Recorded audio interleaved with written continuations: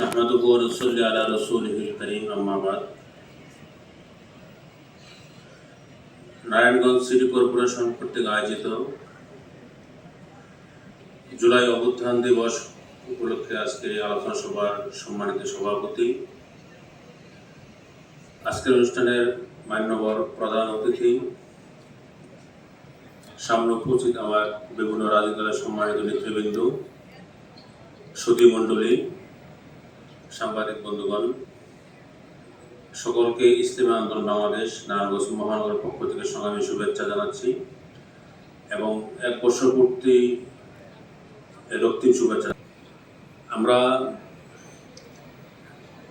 দেখতে দেখতে স্বৈরাচার মুক্ত হওয়ার পরে একটি বছর পার করে ফেললাম। আমাদের পূর্ববর্তী বক্তাগণ অনেক গুরুত্বপূর্ণ কথা বলে গেছেন, অনেকের সাথে আমি একমত। বিশেষ করে আমাদের মাহফুজ ভাই যে কথাগুলো বলে গেছেন তার প্রত্যেকটার সাথে আমি একমত। আমরা শুধু ৭১ থেকে শুরু করি ২৪-এর ৫ই আগস্ট পূর্ব পর্যন্ত যে সিস্টেমে ছিলাম,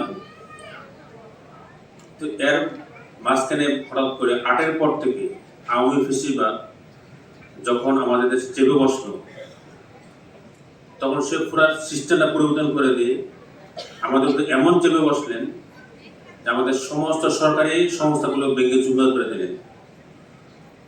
আমাদের দেশটাকে তলাবিহীন জড়িত পরিণত করলেন। অর্থনৈতিক দিক থেকে সব জায়গায় দলীয়করণ করে ফেললেন। এই কঠিন পরিস্থিতি থেকে মুক্তি পাওয়ার জন্য কিন্তু অল্প কদিনও হয় নাই, তার সুদীর্ঘ ১৫ বছরের আন্দোলনের ফসল ৫ই আগস্ট। কিন্তু জুলাই আগস্ট আন্দোলনের পূর্বে আমরা যে সমস্ত রাজনৈতিক দলের নেতৃবৃন্দ আন্দোলন করেছি, অথবা আমাদের পূর্ববর্তী আমরা ব্যর্থতা বলবো না, সফলতা বলবো না, যে সর্বময় জনতাকে আমরা একত্রিত করতে পারি নাই। কিন্তু যখন আমাদের আদরের ছেলেরা, মেয়েরা, ছাত্রছাত্রীগণ মাঠে নামলেন, তখন সকলের মনে একটা আঘাত আসবে। আমার ছেলে আঘাত খাচ্ছে, আমার মেয়ে আঘাত খাচ্ছে, তো এই আঘাতে পাল্টা হতে থাকার জন্য সর্বময় একত্রিত হয়ে গেল। এই কারণে কিন্তু আমাদের সর্বময় একটা এক আওয়াজ উঠলো, যারা এই ফেসিদকে আমরা আর দেখতে চাই না, রাখতে চাই না। যা আমি সংক্ষেপ করতেছি, সর্বোপরি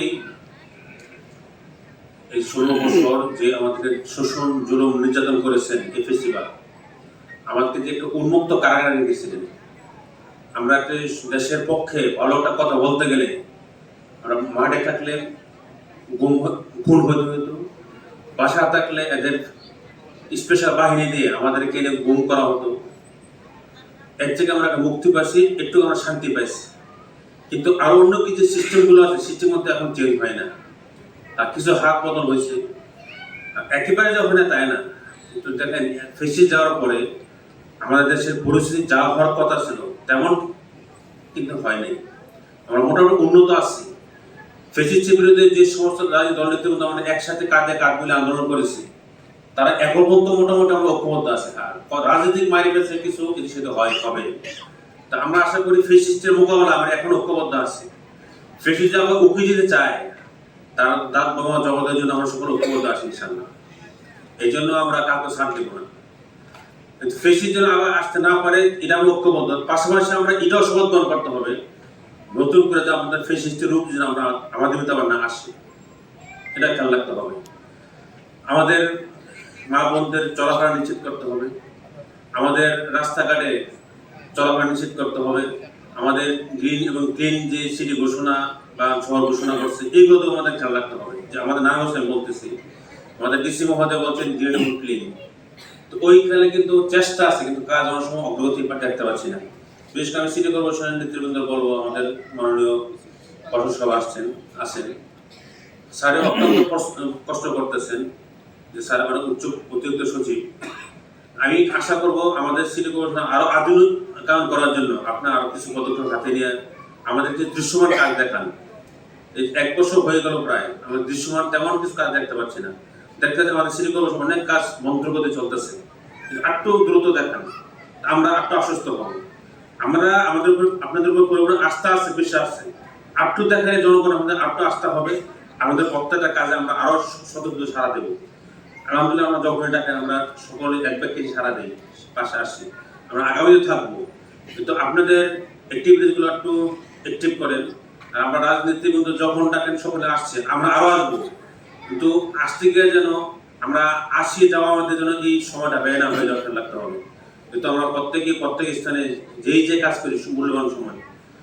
সর্বোপরি আমি বলতে চাই, আগামী যে বাংলাদেশে বিনির্মাণ করার জন্য আমাদের সকলেই একটু মনময় চেঞ্জ করতে হবে।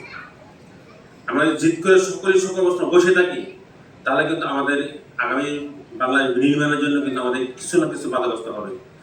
আমরা সকলের কিছু মানুষ মনময় চেঞ্জ করে আমাদের সমাজ, আমাদের রাষ্ট্র, আমাদের এই শহরকে আমরাই গর্ব, আমরাই সুস্থ রাখবো, আমরা নিরাপদ রাখবো, আমরাই আইন শৃঙ্খলা দিকে উন্নতি খেয়াল রাখবো।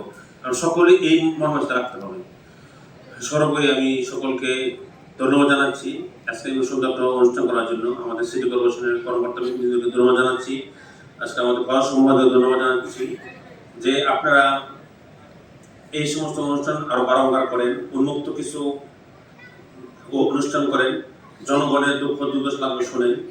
বিশেষ করে তখন আমাদের মেয়রও নাই, কাউন্সিলরও নাই, ওই হিসাবে অনেক কাজ মাঠ পর্যায়ে কাজ ঘাটতি আছে। ঘাটতিগুলো কীভাবে দ্রুত উঠানো যায়, এই জন্য আমরা ওয়ার্ড ভিত্তিক হোক, থানা ভিত্তিক হোক বা আমাদের সিটি ভিত্তিক হোক, আপনাদের নিশ্চিত তত্ত্বাবধানে আমাদের মাননীয় প্রশাসক সাহেব উপস্থিতি যদি কিছু ওপেন হাউস দিয়ে করে, তাহলে দুঃখ দুর্দশাটা শোনার পরে আপনাদের কোনো কাজে স্পিড বাড়বে আশা করি ইনশাআল্লাহ।